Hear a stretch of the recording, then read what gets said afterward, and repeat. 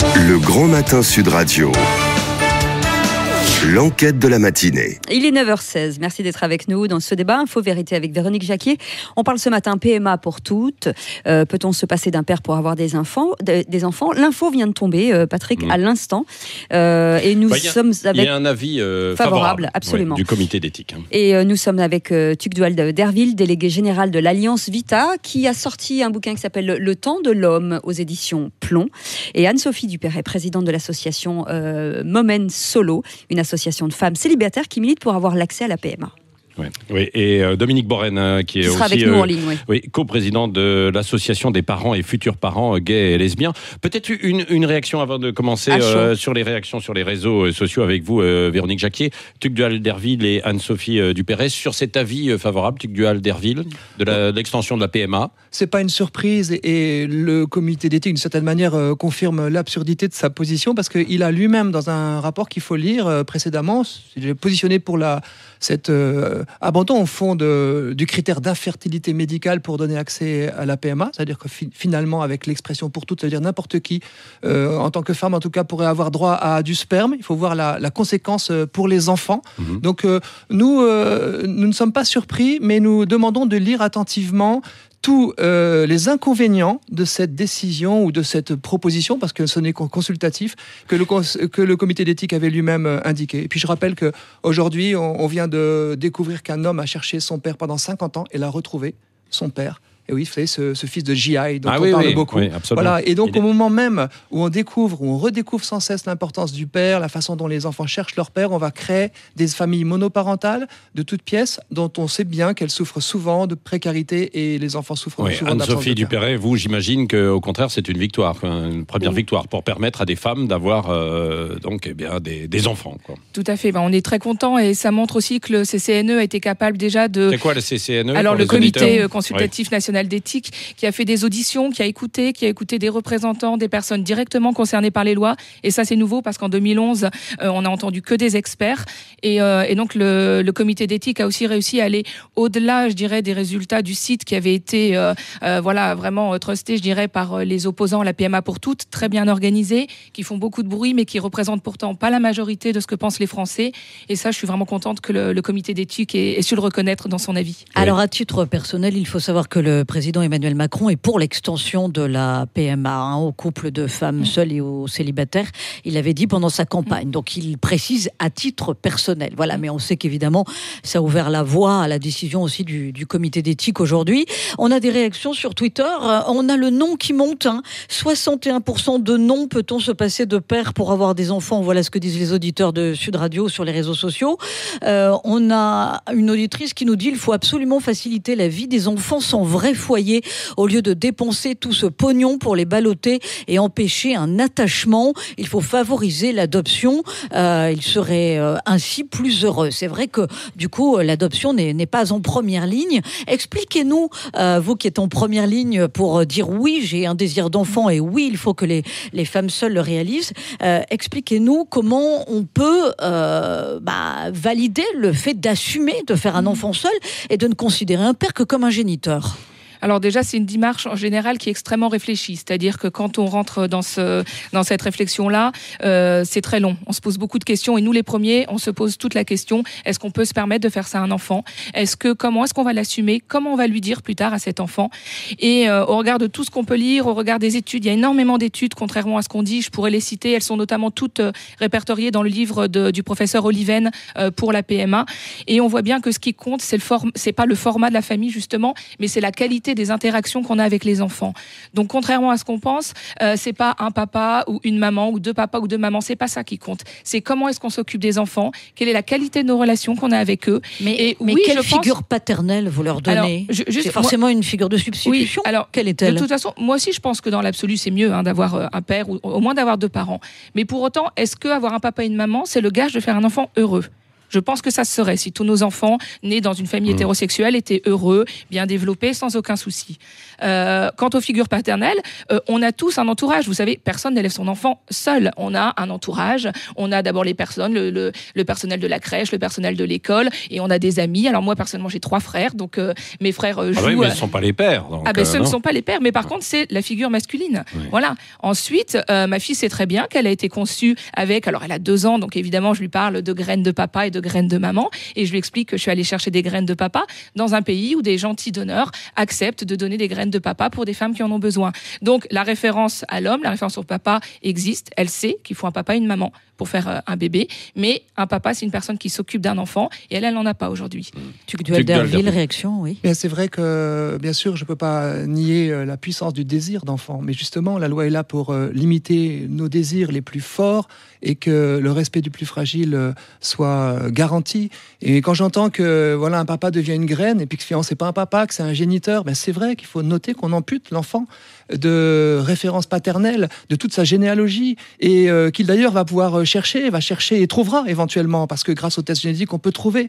Et donc on se trouve devant une situation où finalement, à cause du désir très fort de quelques-uns, on va casser totalement le principe de la procréation. Nous sommes tous nés d'une parité, homme-femme, c'est très important. On en est parfois privé effectivement par des deuils, par des séparations. 40% des familles monoparentales vivent sous le seuil de la pauvreté. J'en aide énormément avec Alliance Vita dans nos services d'écoute, et on se dit, mais on marche sur la tête.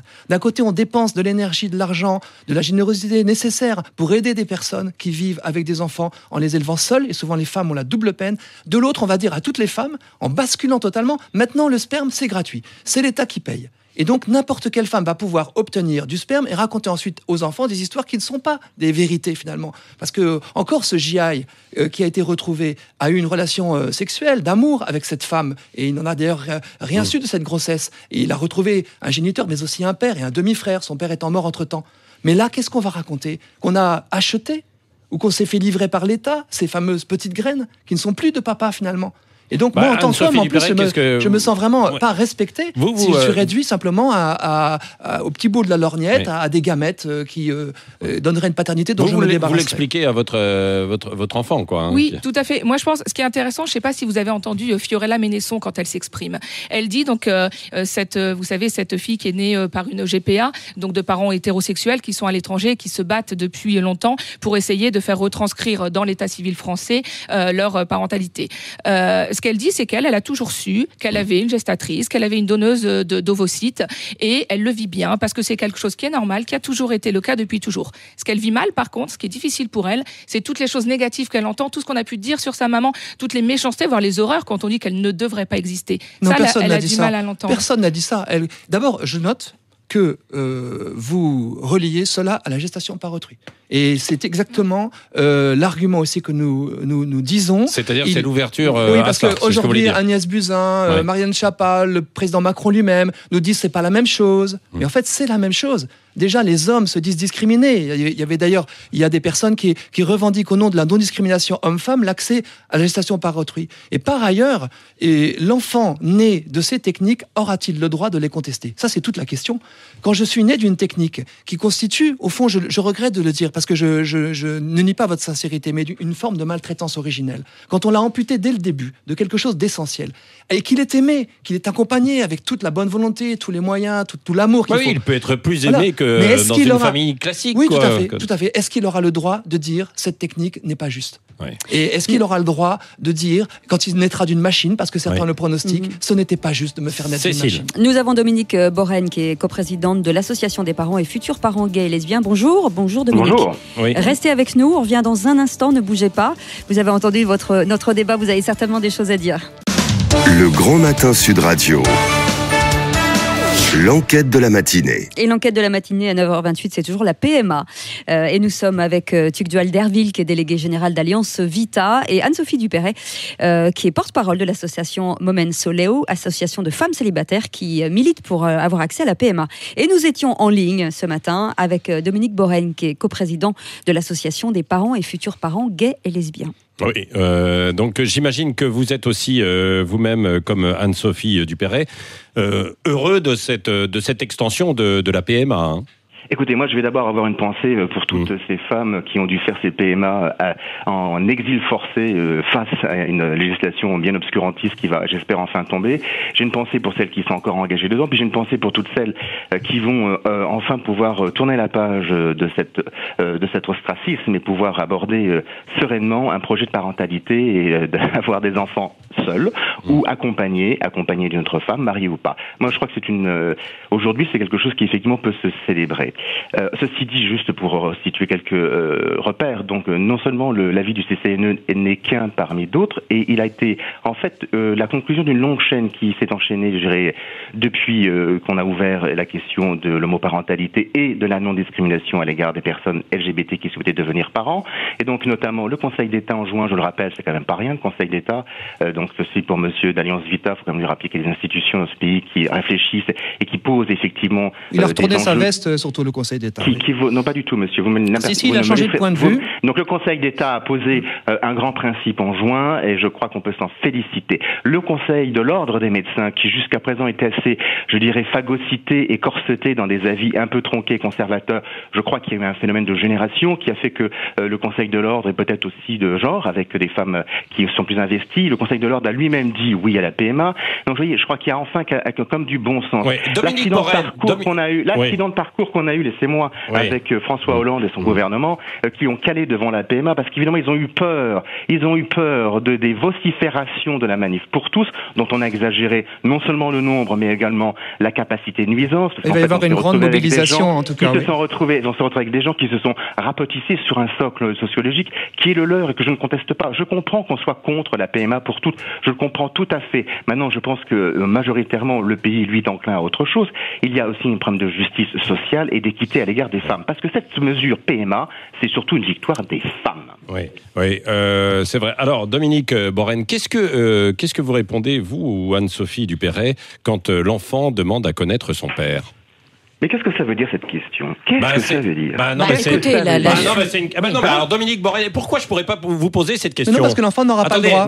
L'enfant n'aura pas le droit. Qu'est-ce que ça veut dire ? L'adulte décide pour l'enfant. Dominique Borren, qu'est-ce que ça veut dire ? Ça veut dire que c'est une question qui peut se poser. Et pourquoi on ne la poserait pas ? Mais qui a dit qu'on ne devait pas la poser ? Mais qui a dit ? Mais c'est vous qui, quand même, vous vous rendez compte de la manière dont vous voulez poser des questions. Qui a dit qu'on ne devait pas poser des questions ? Pas moi. Qui a dit qu'on devait laisser répondre les gens ? Allez-y. Voilà, moi je vais vous dire, sur la question de qu'est-ce que ça veut dire que cette question ? D'abord, de qui parle-t-on ? De quoi parle-t-on ? Est-ce qu'il y a un seul père ? Est-ce que vous connaissez, vous, dans vos vies, une seule référence paternelle ? Est-ce que vous pouvez dire avec certitude que vous êtes le fils ou la fille de l'homme qui a déclaré qui se déclare le père et qui a été éventuellement marié à votre mère ? J'en sais rien. Dominique Borren. Terminer sur cette question. Ça montre bien quelle dissolution des repères provoque ce genre de revendication. Avant tout, une construction sociologique et une construction vivante. Les familles sont des corps vivants.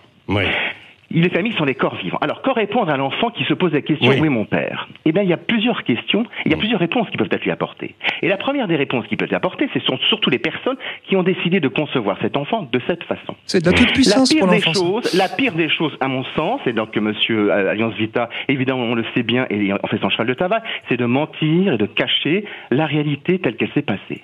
Ça, je suis entièrement, sur ce plan-là, je suis moi le premier à dire, et pas tout seul d'ailleurs, il faut savoir dire les choses. Et il ne faut pas les cacher, parce que ça peut arriver effectivement que dans certains contextes, le secret maladif, et malheureusement on connaît souvent les secrets maladifs plutôt dans un modèle hétéronormé, n'est-ce pas, puisque c'est somme toute et la majorité des modèles, et aussi là où on voit quand même les catastrophes se malheureusement faire état. Donc les catastrophes, lorsqu'on cache les choses et qu'on ne sait pas, et qu'on les cache pour les mauvaises raisons. Tout ça est un peu agressif pour les repères les préférables pour les Dominique Borren, ça arrive en fait chez des couples hétéros. Vous le savez, il y a des femmes aussi qui ont fait des enfants sans dire en fait quel était le père. Non, mais ça n'a rien à voir. Mais ça n'a rien à voir. Mais si, c'est une réalité. Mais attendez, mais on mélange, une fois de plus, et à dessein, parce qu'effectivement, on ne sait pas trop comment s'opposer à ce qui va se passer, c'est-à-dire une mesure d'égalité, d'ouverture. Mais je vous réponds, je vais vous apporter des éléments de réponse. Moi, je n'ai pas les réponses, monsieur. Les réponses, elles sont... Non, mais en toute humilité, je n'ai pas les réponses. Je peux vous répondre sur certains plans, je peux vous répondre personnellement,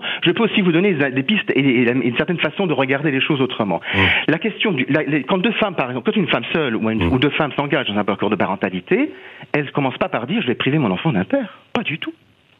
Pas du tout. Elles sont dans un schéma de construction de parentalité. Qui vous dit d'ailleurs qu'à un moment ou un autre, cette femme seule ne va pas avoir dans sa vie un conjoint, si elle est hétérosexuelle, qui va venir former la famille et qui va devenir ou s'agréger ou qui va faire partie de cette famille au point de devenir le père de cet enfant. Vous voyez, à partir d'un modèle, à partir d'une technique comme Alliance Vita se plaît à souligner, parce que c'est non, mais l'enfant aura le droit à l'adolescence de dire tu n'es pas mon père, et si on lui rabat le caquet, c'est une façon d'exercer une forme de toute puissance sur l'enfant. Les 93% des Français estiment que le père a un rôle essentiel à jouer pour l'enfant. Moi, si demain un enfant, encore une fois, c'est pas la question, mais si demain un enfant de situation, on lui a tout caché. À dessein et de façon maladive, pour X raisons. Mais non, mais on l'a privé d'un père, vous ne pouvez pas cacher derrière le petit doigt. Ces enfants-là auront évidemment accès à la justice si besoin est. Et d'ailleurs, le projet de loi dont on ne connaît pas encore aujourd'hui la teneur, il va ouvrir la question d'accès aux origines. C'est un faux débat. C'est un faux débat. Non, attendez, la Suède a levé l'anonymat des donneurs, tout simplement parce qu'elle a permis l'extension de la PMA aux couples homosexuels et aux femmes célibataires, et que du coup c'était le sens de l'histoire. Et au départ, d'ailleurs, les donneurs ont été beaucoup moins nombreux. Et puis finalement, il y a eu un rééquilibre avec un besoin de transparence dans la filiation. Mais les Suédois l'ont très bien assumé. De ce fait, le risque, parce que effectivement, les enfants ont droit de connaître leurs origines, mais le risque, c'est de multiplier les références parentales. On va avoir deux mamans d'un côté, un géniteur de l'autre, un père. Et en fait, ça casse effectivement cette parité très précieuse. Si elle est précieuse, c'est parce que nous sommes tous nés d'un homme et d'une femme. Les sondages d'opinion montrent que les Français considèrent à 61% qu'un enfant né de PMA doit se voir garantir un père et une mère. Oui, mais ça, c'est la réalité qu'on de peut ce dire qu'on tout ce qu'on ressentir. veut. Moi, il y a énormément de sondages qui prouvent tous que les Français sont majoritairement favorables à l'ouverture de la PMA pour tous. Non, quand on leur demande un nouveau droit, ils sont pour. Un nouveau droit, ils sont pour. Mais priver l'enfant d'un père, ils sont pas d'accord. Alors, je vous propose. En tout cas, la question mérite d'être posée, etc. Donc, je comprends pas pourquoi Dominique Borren s'est élevé contre cette question, alors que c'est tout simple, c'est basique, etc. Parce que c'est simple, c'est une posture. Moi, je prends aucune posture. Mais non, mais sa posture est victimaire. Il se considère comme bridé. Nous avons Vincent Bresse, qui est président de l'association PMA Anonyme, justement. Bonjour. Oui, bonjour à tous. Bonjour, vous avez vu que c'était un petit peu tendu dès qu'on posait en fait certaines questions. Vous êtes né sous PMA en fait, c'est ça? Oui, j'ai été conçu par PMA avec voilà, c'est ça. Et vous vous battez pour avoir le droit de connaître l'identité justement de votre géniteur. J'allais faire une contraction de père et de géniteur. Oui, c'est effectivement ce que nous demandons, et votre contraction et toute l'utilisation du mot père, effectivement, elle mérite parfois un peu le poil, parce que si je peux me permettre un peu de rebondir sur ce qui a été dit, pour moi, pour nous, pour tous les gens de l'association PM Anonyme, il y a bien quelque chose qui est clair et qui nous rejoint tous, c'est qu'on n'a aucune confusion entre nos parents, ceux qui nous ont élevés, et quels que soient ces gens qui nous ont élevés, et quelqu'un qui est porteur d'une hérédité, d'une origine. Bien sûr, on la demande, elle est très importante, elle est importante pour tout le monde, mais on n'a aucune confusion sur qui sont nos parents. Oui. Ouais, et ça, c'est important de le dire. Ce qui compte, c'est les parents d'intention, beaucoup plus que le donneur ou le géniteur. Mais les deux sont importants. Mais les deux sont importants. Mais imaginons que vous nous avez parlé de votre petite fille. Mais moi, j'ai choisi un donneur ouvert. Des problèmes de santé. J'ai choisi un donneur ouvert. Je suis allée au Danemark. D'accord. Et exprès, parce que je me suis beaucoup posé la question, parce qu'on réfléchit beaucoup aux droits de l'enfant quand on fait ces démarches-là. Et je suis allée au Danemark pour choisir un donneur ouvert. Mais c'est compliqué. C'est pas facile pour tous. Et aujourd'hui, quand vous dites un donneur ouvert, ça veut dire un donneur qui accepte de rencontrer mon enfant si elle le souhaite, ce sera à elle de le décider quand elle aura 18 ans. Vous avez peur, quand je vous écoute, vous voulez surtout imposer en fait des schémas familiaux qui existent déjà. Vous parlez à Tugdual Derville. À Tugdual, oui, pardon. Non, je respecte l'écologie humaine, en fait, l'écologie du corps. C'est pas forcément un gage de respect de l'enfant de se conformer à la tradition qui existe. Et ce qu'il faut pas oublier, c'est que des enfants issus de femmes seules et des enfants issus de femmes de couples homosexuels existent déjà depuis des années. Bien sûr, est-ce qu'on a vu l'ordre de la société bouleversé? Est-ce qu'on a bouleversé nos écoles? Est-ce qu'on a bouleversé la France, il y a beaucoup de souffrance. Vous savez, vous êtes bien placé pour le savoir. Les études, il y a énormément d'études. Élever seul un enfant, c'est difficile. Les femmes portent souvent ce fardeau, le double fardeau. Alors, il y a l'expulsion entre guillemets du père n'est pas forcément conforme aux besoins profonds de l'enfant. Ça, je veux dire, c'est une évidence. L'intérêt supérieur de l'enfant n'est pas vraiment respecté. On préfère respecter le désir très fort des adultes. Juste une petite phrase très importante là-dessus, car on ne se reconnaît pas du tout dans la vulnérabilité des familles monoparentales. Nous, notre projet a été basé dès le début en étant seul. Tout a été organisé en étant seul. On a prévu cela. Mais oui, vous demandez la solidarité de la nation pour ça. Mais non, c'est pas la même chose que quand un couple se sépare et que là, du jour au lendemain, on a une rupture de sa vie qui était celle d'avant. Nous, tout a été conçu toute seule. Je me suis organisée seule. J'ai un réseau autour de moi qui m'aide quand il y en a besoin pour faire le lien avec mon travail. Donc, c'est pas la même chose. On ne se reconnaît vraiment pas dans cette vulnérabilité qu'on nous oppose. Oui, moi, je pense d'autant qu'il y a des pères qui abandonnent leurs enfants aussi. Bien sûr, c'est justement la grande souffrance de notre société. Vous savez qu'il n'y a que 5% des enfants nés de PMA aujourd'hui qui sont nés de donneurs. Et donc, ce projet, c'est un vrai basculement. C'est-à-dire qu'il y a des procréateurs qui estiment que désormais, il faudra faire les bébés en éprouvette plutôt que sous la couette, parce que ça sera plus sérieux, parce qu'on va les trier. Donc derrière, c'est un peu ce que j'appelle moi la PMA qui cache la forêt. Il y a toutes les autres réformes derrière qui se profilent. Vincent Bresse, qui est le président de l'association PMA Anonyme, est toujours avec nous.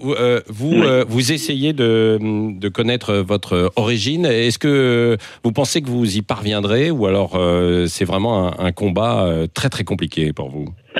Alors oui, je pense que j'y arriverai à avoir des réponses à mes questions, et ainsi que toutes les autres personnes conçues, pour deux raisons. D'abord parce que je viens de lire le rapport du CCNE et je me réjouis vraiment de cette position historique de sa part, de permettre d'avoir reconnu le droit d'accès aux origines, et aussi parce que moi-même j'ai fait un certain nombre de tests ADN récréatifs, et que compte tenu de l'évolution de cette technique, j'ai pas vraiment de doute qu'un jour j'y arriverai moi-même. Pourquoi vous voulez rencontrer votre père? C'est ça, vous voulez le voir, ou vous voulez savoir d'où vous venez en fait? C'est ça, vous cherchez quoi précisément?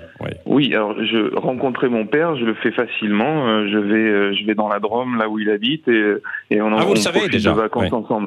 Bien sûr, c'est mon père, c'est celui qui m'a élevé. Mon donneur, c'est pas mon père. Ah oui, pardon. Soyons très clairs. J'insiste, c'est vital, parce que c'est le débat, il doit être posé sur ce que ressentent les gens qui ont été conçus. Moi, à titre personnel, je sais pas si je veux rencontrer cette personne. En savoir un peu plus, ça c'est certain. Je veux d'abord avoir le droit de choisir, d'avoir le droit d'exercer simplement ce droit d'accès aux origines. Est-ce que plus tard mes enfants à moi, ils voudront avoir plus d'informations? Est-ce que moi j'en voudrais? Mais en tout cas, pour l'instant, ça m'était interdit, mais j'ai espoir que ça ne soit plus. Merci en tout cas à tous d'avoir participé à ce débat. Du côté des votes, Oui, 61% des auditeurs de Sud Radio disent non, on ne peut pas se passer de père pour avoir des enfants, et il y a une réaction qui résume tout. Je suis contre, parce que même si le père est imparfait, il est primordial. Voilà.